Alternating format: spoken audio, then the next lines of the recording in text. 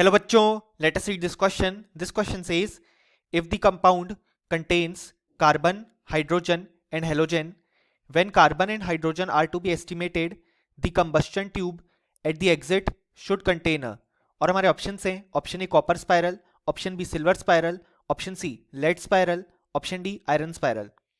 सो इस क्वेश्चन में कहा गया है कि ऑर्गेनिक कंपाउंड में कार्बन, हाइड्रोजन और हेलोजन प्रेजेंट है और अब हमें कार्बन और हाइड्रोजन को एस्टिमेट करना है तो कंबस्टन ट्यूब के एग्जिट में कैसा स्पाइरल प्रेजेंट होना चाहिए.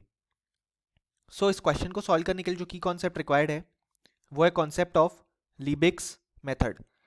सो यहाँ पे जो लीबिग्स मेथड होता है वो हमारे पास यूज किया जाता है for carbon and hydrogen estimation in an organic compound. So इस प्रोसेस के दौरान होता क्या है हमारे पास कि जो हमारे पास ऑर्गेनिक कंपाउंड यहाँ पे प्रेजेंट है उसे हम यहाँ पे हीट करते हैं in the presence of dry cupric oxide.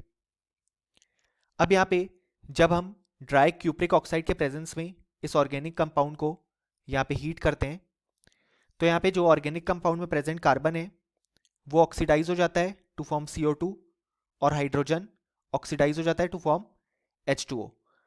अब यहाँ पे ये जो CO2 फॉर्म होती है उसे हम एब्जॉर्ब कर लेते हैं बाय यूजिंग KOH या पोटेशियम हाइड्रोक्साइड और H2O को हम एब्जॉर्ब कर लेते हैं बाय यूजिंग एनहाइड्रस CaCl2 और फिर उसमें से हम कार्बन और हाइड्रोजन की अमाउंट एस्टिमेट कर लेते हैं.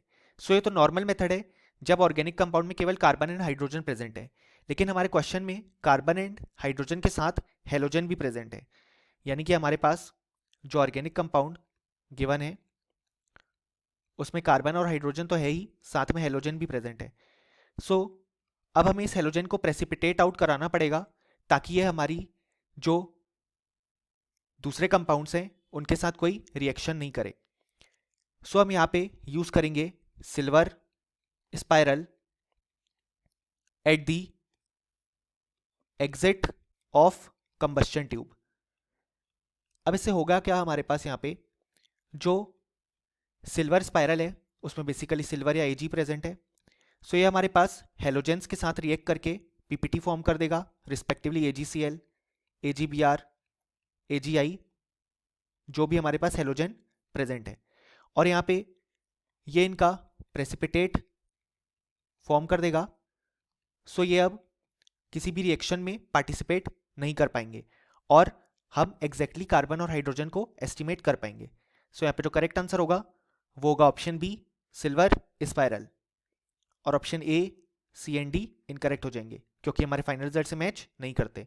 सो फाइनली हमें बोल सकते हैं कि इस क्वेश्चन के लिए हमारे पास यहाँ पे जो करेक्ट आंसर आया वो आया option B. Hope you understood it well. Best of luck.